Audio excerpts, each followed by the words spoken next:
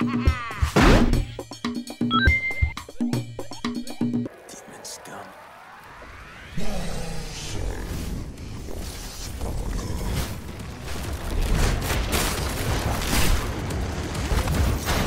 a bad day for a hangover.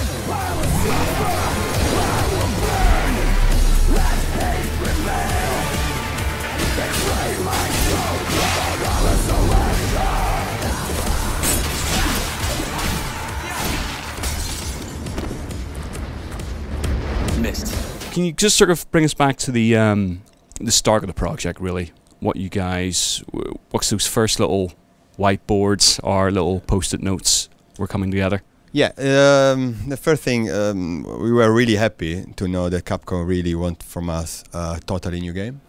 Something they push us a lot to create things that they wouldn't think about it.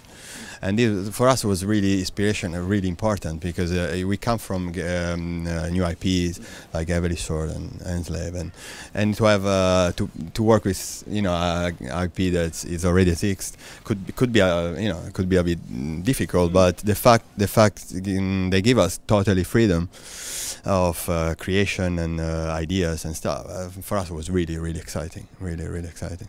Yeah, it was just nice to be able to take an existing franchise but still make it a Ninja Theory game, and so early on it was kind of initial kind of questions were, okay, how can we get our established kind of pillars as a studio, and how can we get them into the game? Okay, we know that the story is going to have a massive kind of like impact on when you play it. We know we want to kind of really bring all those elements to it, but at the same time we want to get everything that we're known for in terms of the beauty for the levels. How can we get that into this kind of demonic kind of structure?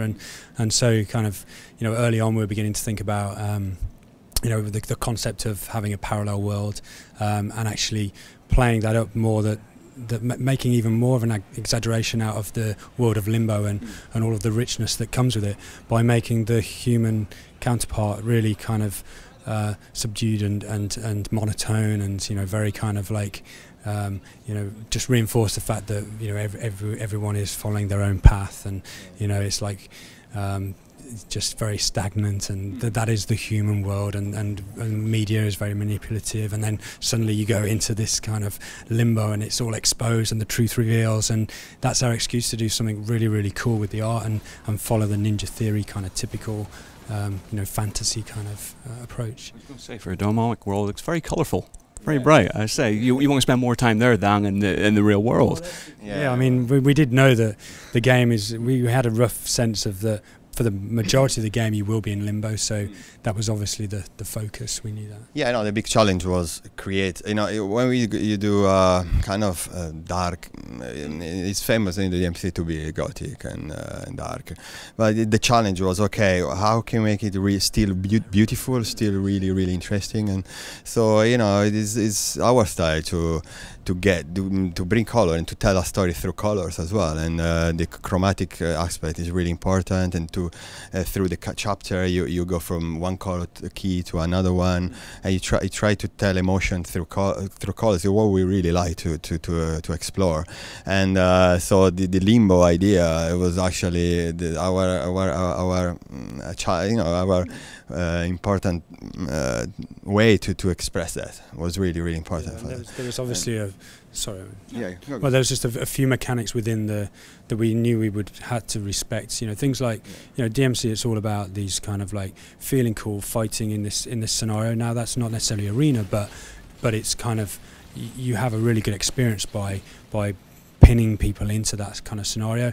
But we didn't want to be too kind of how do you call it, like we didn't want it to feel kind of like too kind of rehearsed in those areas, whereas we wanted to have a world that was kind of felt like it was closing its fist on you, and it was evolving and changing and shifting in order to block you in. And so we didn't want any kind of laser beams or lights that says, oh, you're blocked in for this fight. So this was just another reason why we started thinking, okay, how can we have a city that is essentially living, breathing, bleeding? It's got a skin, it's got some bone to it. Yeah, I was going to say that it's sort of like laws of physics out the window, but you guys have to have a particular line to stick to, like as we've seen from the preview build that we've played, where, like you said, that the city's sort of like trying to grasp you or pull you back and kill you and such like that. So those elements reflect across every single level of the game. Yeah, it reflects everywhere. It was really important for us. It was really important to use the environment as a character. So we treat the environment as a character, as an enemy, and I'll say we got this creature, and we got the environment. The environment have to breathe. Have to feel like is chasing you, is looking for you, and constantly. Because if not, you wouldn't feel in danger. You feel, and it's really it was a challenge for the gameplay as well. So because it was very exciting. It's been really exciting because it would give us the opportunity to explore even different things that in the beginning we wouldn't think about it from the early concept, for example, where it's just about nice picture, cool moments, but. I was going to say that. Did you guys find you had to adapt particular things you were bringing into the project based on perhaps what the gameplay was, the emerging gameplay? Yeah, I mean, like we knew that we wanted things to feel a bit grounded and kind of appeal a bit more kind of to the masses, but I actually think it was a good thing that we started thinking of it around a city, because I think it's as Alex will do these fantastical paintings, but actually when it started applying these to more kind of like existing kind of streets, it had that kind of like, it was tangible, it was believable, but they had a slight twist to it. So it's like some of the early paintings were just kind of like a typical kind of European street, but if you look up a bit, you'll see that some of the buildings have kind of like almost kind of like shape shifted, and they now represent some shapes that are a bit more Gothic, but they're not necessarily Gothic buildings. Or you may have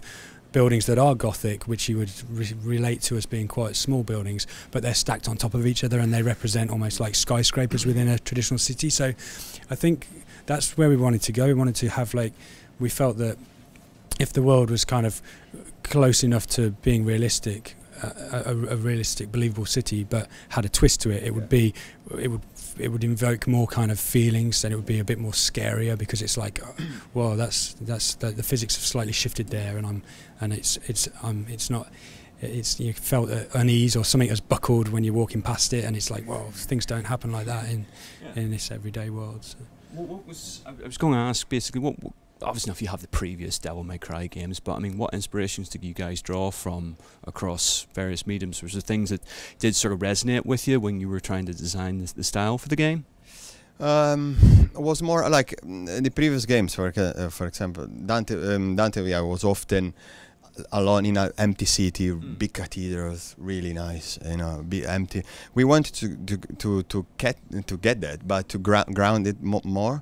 So, and we ask ourselves a lot of questions. Why a character would be alone in a big city? So, so we try to say, okay, let's make two different cities. One, they're super realistic like everyday city, like where he's living, and one.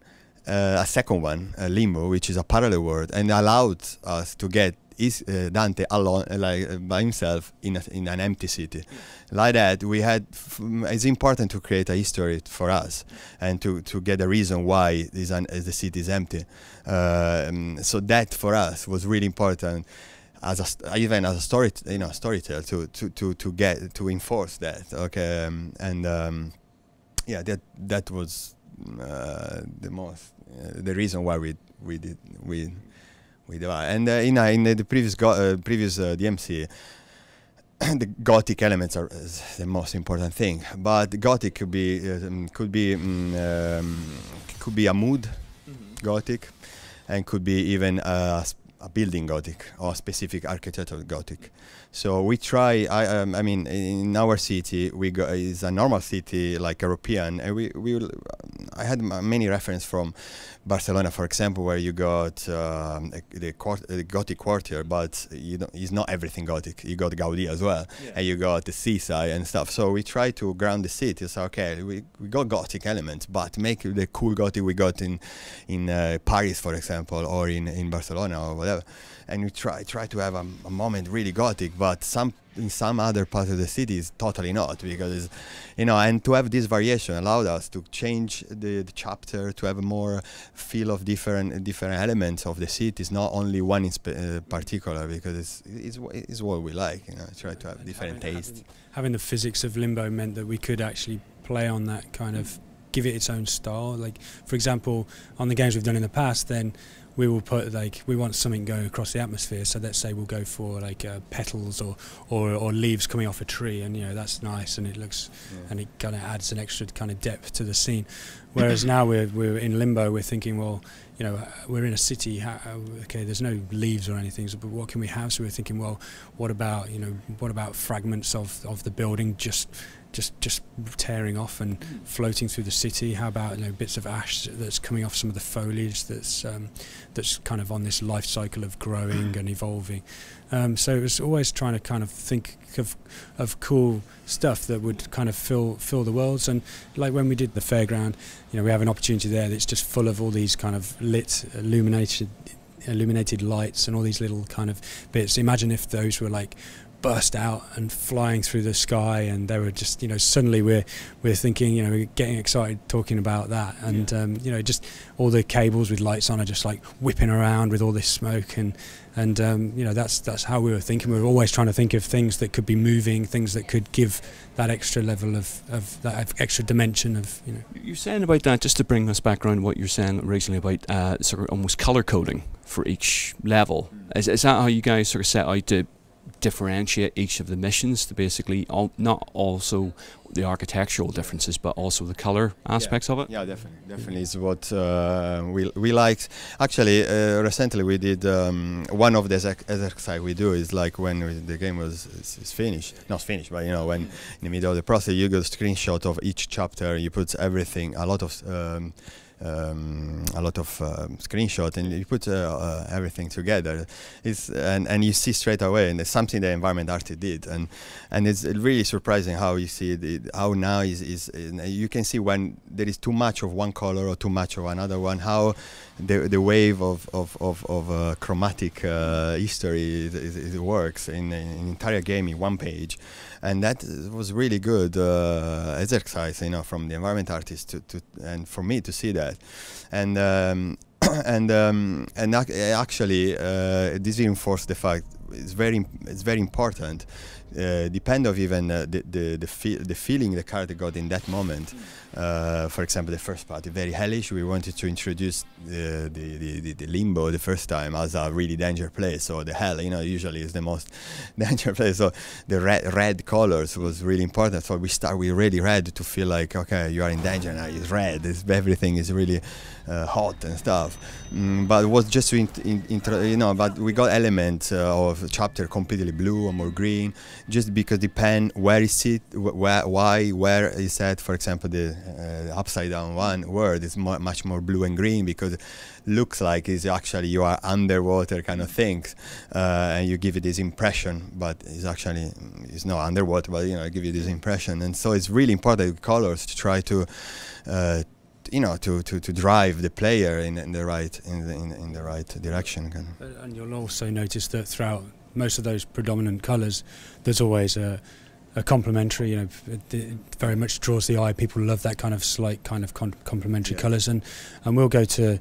I mean, that could be done through lighting, but in some cases we'll do it just with post-processing by having a gradient that goes from slightly more blue at the top to more kind of warm orange at the bottom, and that gives you the variation. Then in other times you'll turn a corner and there'll be a lens flare just off a little bit of light on the wall, but it will be a complementary colour, and you won't necessarily notice all of those things, but all of the time. But it's trying to kind of give you that visual feast that we want players to feel like when they're playing a Ninja Theory game.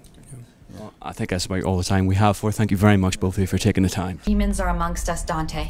They are enslaving mankind. The world is asleep, brainwashed, and helpless. or fighting back. I'm with an organization called The Order. Heard of it? Something to do with that masked freak on the net? That's my boss. Wonderful. Can't wait.